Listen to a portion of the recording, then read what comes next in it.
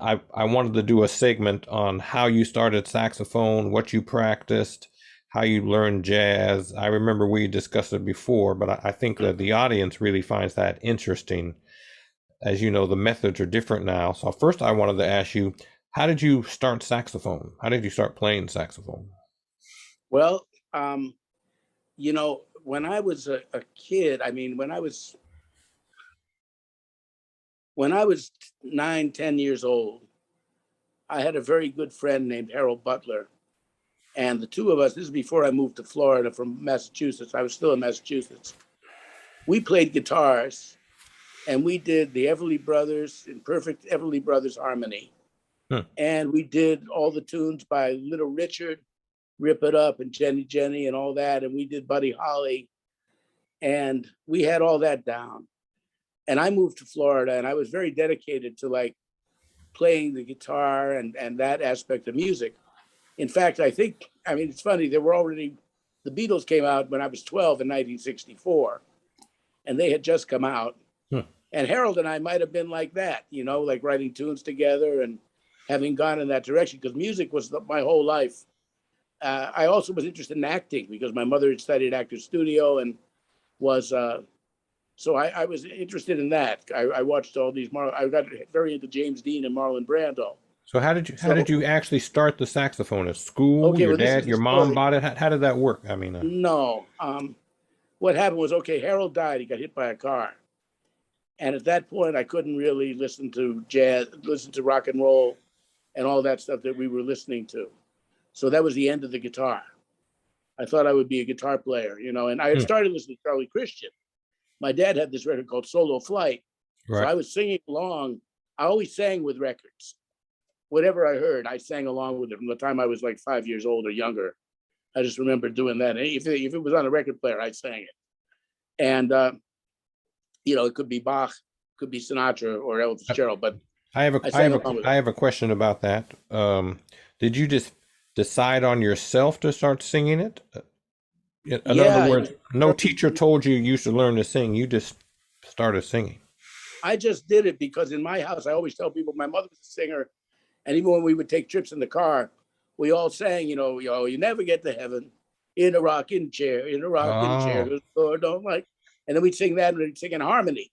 I was taught to sing in thirds from the time I was maybe 2. Wow. I could sing thirds with anybody. And my father taught me how to play the major scale and play it in thirds on the piano. And then to sing it in thirds. If somebody went ba, I went ba. It was an automatic thing. Now give me the third. So I kind of had that kind of from my parents, but it wasn't approached as work. It was a fun game to do, to hit these thirds. And my sister and I would sing this long ago in old Vienna, a young boy musician, little Mozart dressed in velvet, performed for the king. And we'd sing that in perfect thirds. We could sing Somewhere Over the Rainbow in thirds. So we had this kind of thing with thirds. So that's very interesting to me, because I've spoken with quite a few musicians, like Paquito and Cuban musicians, Walt Szymanski, trumpet player. Those people that started singing first before playing seem to develop their inner ear and their mind relationship much better than those of us who were just given an instrument and told to start playing, I think. I would agree with that. I would say that that's my same experience when I talk to cats about our, origins. A lot of the people who I know and some of the people that were my mentors were singing the stuff before they played it, and it was just a natural thing. I mean, my joke I used to tell people in my house, because I came from a very dysfunctional family, we won't go through that, but I said the only time people weren't screaming at each other, we were singing. So,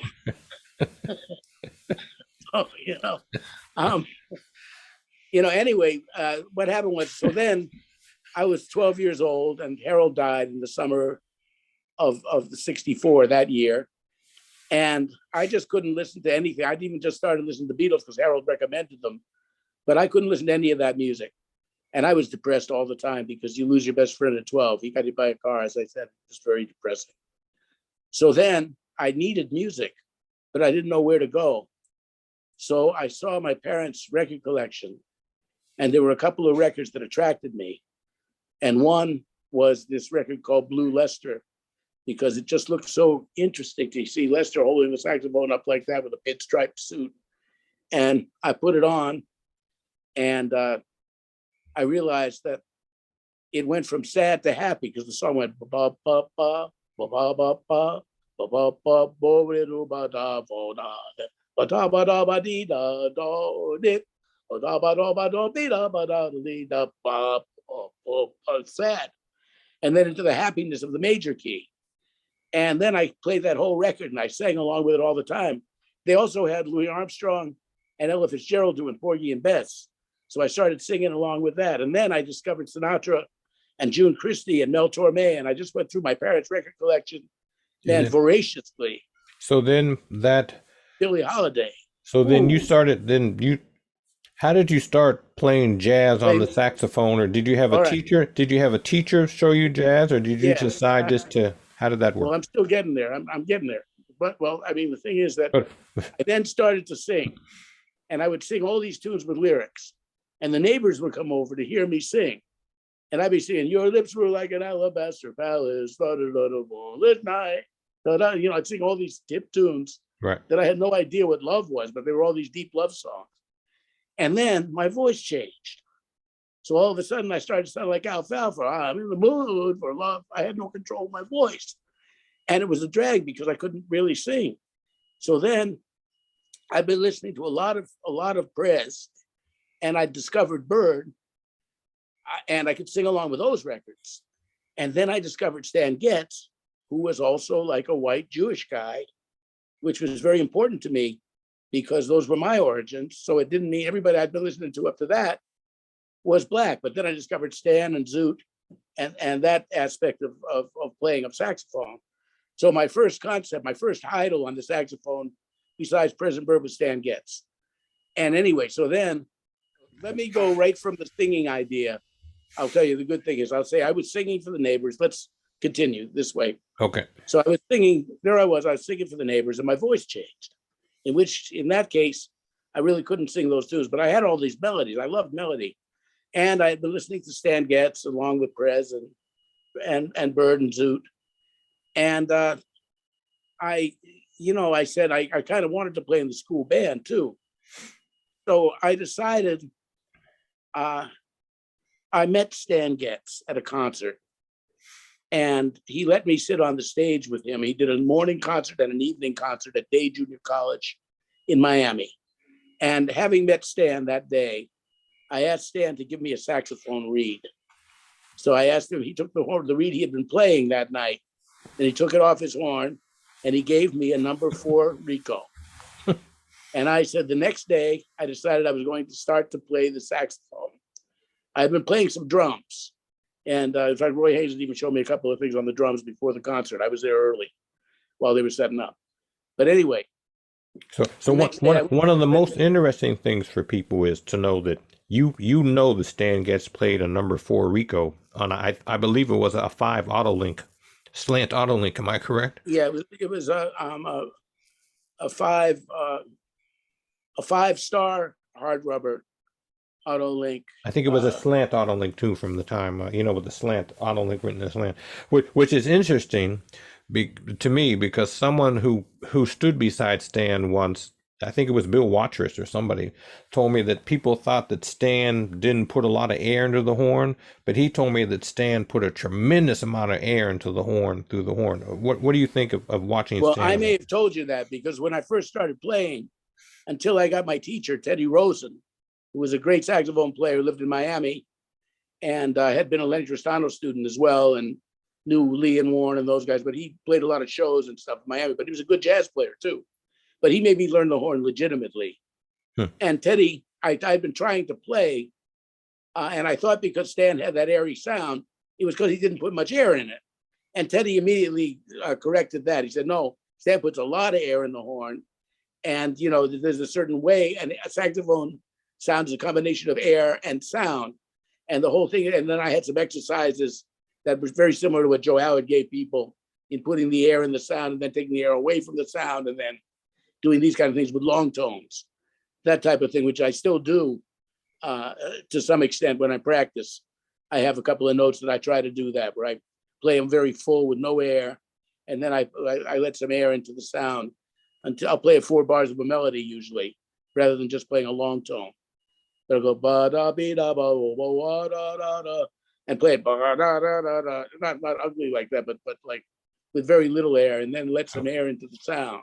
It can explain to the listeners and to me how you relate that diaphragm air that you're practicing to what Joe Allard taught. Well, Joe would have you take one note and, start with just air alone. So you would only hear air, and then let the note grow out of the air until there was no air in it, and it was just all, not necessarily as a crescendo, but the air. Then you hit a nice mezzo forte note without air, and then you kind of let it back out where there was more and more air into it until you went back down to just the air with no sound. That may have been my variation on Joe's thing, but it was essentially, I only had 2 lessons with Joe, but they were fantastic. Maybe 3 lessons with him. Right. And they were tremendous lessons. And my first teacher, Teddy Rosen, like I said, was a wonderful teacher, and had me playing close and doing these dynamic exercises, which were just wonderful to practice. Crescendos, decrescendos with intervals, and combinations of that. I won't go into that in detail. Actually, that was going to be my next question, to tell you the truth. I'm glad you went there to close in that, because I was given the close book when I got the saxophone too, and of course the clarinet was first. 20 daily studies, man. That's what I was going to ask you. During that time, I wanted to ask you how many hours you were practicing. Did you memorize scales, and how did you use the classical etudes, and how did you first learn your first jazz melody, let's say? Those 4 things. Well, okay. I decided I wanted to play saxophone. So I went to my friend Kenny Weiss, who had a tenor. He had a King Cleveland model tenor. And I said, Kenny, can I try your horn? So I tried his horn with Stan Getz's reed. And of course, nothing came out. 4.5, 4 or 4.5. I think it was a 4.5 recall. And even though it was used, it was nowhere for me. So Kenny said, I see this is your problem. You've got Stan Getz's reed, but it's a very hard reed. Try this. So he gave me like a number 2, and I got a sound. And of course, because I had an idea what a saxophone should really sound like in my head, that's where I always tell my students and tell people, if you have the sound of what you want to play in your head, just the tone first, what kind of sound do you want to produce? And if you have a picture of a beautiful sound, and then you have some kind of idea of how to do it, somebody has to show you, well, what is the diaphragm and what is this and that. But, with a little bit of knowledge, then you can put what's in your head. But if you have nothing in your head, no idea in your inner ear of what that sound has to be, then you can play forever and never get anything out of it, So I had a very strong idea of the sound I wanted to get. So I took the horn. He let me take his horn home for the weekend. And by the end of the weekend, I could play most of them. I could play the chromatic scale. And then I started taking it home. But I have a question, teacher. How did you learn the chromatic scale by yourself? Well, Kenny showed me the notes, and there was a fingering chart. He lent me the book, The Universal Saxophonist, which I later bought. You remember that one? Big, thick, yellow book. Yeah, I had that. Yeah. It had some close in it. It had opera arias, just the themes. It had various little studies. It was a great book. And there was a fingering chart. So Kenny had shown me the fingers, and I played piano. So I understood the idea of lifting one key up to go to the next one. Right. So it was like one hand. It was like one hand of a piano, a saxophone to me. Right. So that part wasn't too difficult. And then I started doing the scales because it made sense to me that my dad was a trumpet player, very good trumpet player, and he played with big bands and everything, and had his own big band, and he knew music well. Right. So he told me, you got to learn all your scales. That's one of the first things you do on any instrument is get all your 12 major scales and then work on the minor scales. So I just started playing. I already knew the key signatures because I played guitar too. So I understood about that, how keys work. So that's quite interesting because, see, many of us and myself, my teacher never told me about learning scales. Sometimes they would put a book in front of you and you'd play the scale. But many teachers, you remember during the 60s at school and whenever I started or in the 70s, you just read the book and you took the lesson for 30 minutes and now that was 45 minutes and that was about it. I guess you know that, right? To some teachers, I've had a lot of older students come to me and say, no one ever told me to learn scales, you know. Yeah, I mean, well, everybody told me to learn scales. I didn't really know why even at Right, first, you know what I mean? But right. all these cats, I mean, my dad said to learn scales, and he said anybody that plays well plays all the scales. You listen to Charlie Parker, you listen to Lester Young, you listen to Stan Getz. One thing they all had in common is they knew all their scales.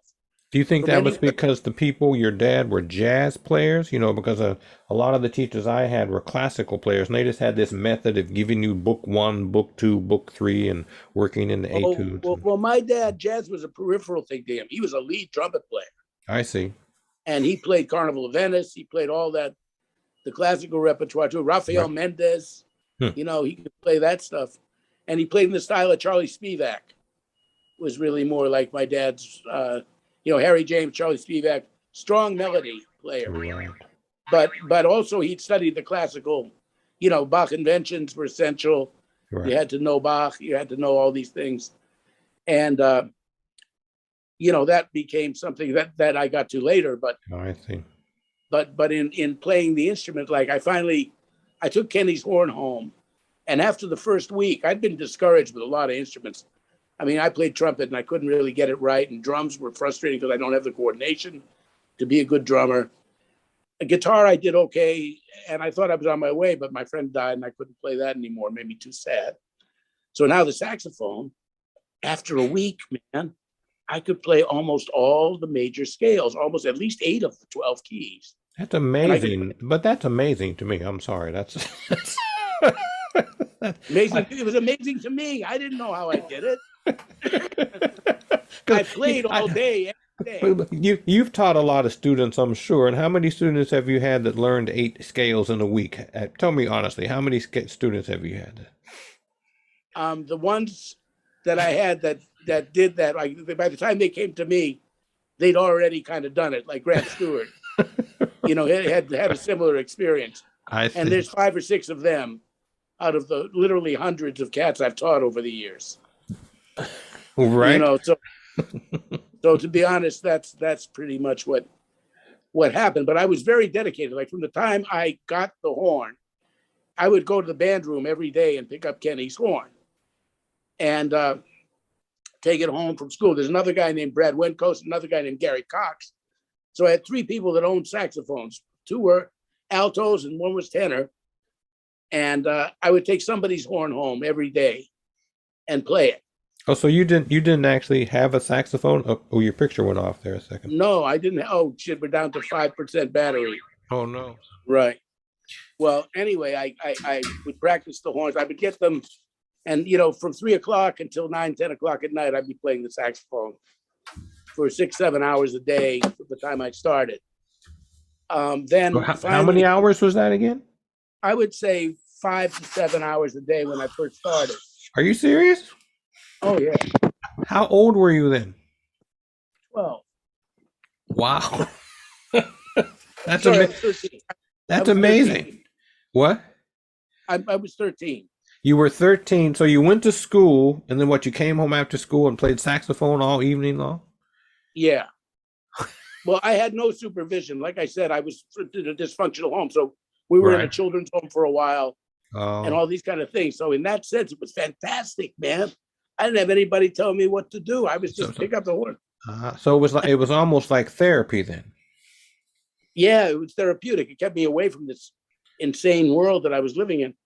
But I do understand that. I think you and I talked about my father was a World War II vet, so I get it. So that's right. I remember you didn't have the most functional time yourself. But but we won't. I'm trying to be concise. So, I did do that. And then finally I had to get a horn. So I met Stan Getz again. And he stayed at me for 10 days. And he remembered me being the kid he let sit on the stage with him to hand him towels during his. that's, like I said, another story. And I'm trying not to divert too much. And then I had an alto. I had started playing in the school band. So I had, oh, that's right. My first horn actually was before I saw Stan again. Okay. My father said he's not going to get me a horn. My parents had split up. He said, I got you a really good guitar, which I had a nice Gibson guitar that when my friend Harold died, I gave it away to my neighbor. I just gave it. I didn't think about it costing money or anything. And he said, you just gave away your guitar. He didn't stick with the trumpet. He didn't stick with the piano. He had a set of drums. He didn't stick with that. So, why should I get you a saxophone? And because I think I found it. No, I don't want to hear about it. Get it. So finally, an aunt of mine sent me $35 for a saxophone. She said that should cost. And so, we're talking about 1965. Right.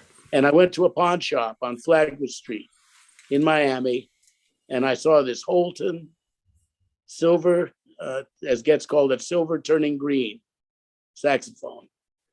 And I found this horn for $35, and it was an alto. So because I was told, I had just started studying with my teacher, Teddy Rosen, who said alto is more legitimate than tenor. If you can play alto, you can play all the saxophones. Where if you start with tenor, it might be not so easy for you to go to alto.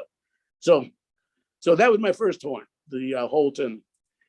And then there's another story concerning Stan, which we don't have to go into now for that. But I kept playing tenor in the school band, and I had the alto at home. So Bob, the Stan Getz story is fascinating. And if we isolate the Stan Getz story into one Stan Getz story about it, and the Stan Getz story by itself is really a whole story, actually. Dedicated cat. He's a very good repairman. That's how I knew him originally. Right. My repairman. I mean, he was, we had a great barter system too. I would go and he would look at my horn, and while the pads were drying or whatever, I would give him a lesson. So I never paid him anything. You know what I mean? We had a total, and he never paid me to study, and I never paid for my repairs. But we were both very happy with the plan, and we'd have lunch in the meantime. Was he in New York before? Yeah, he was in New York.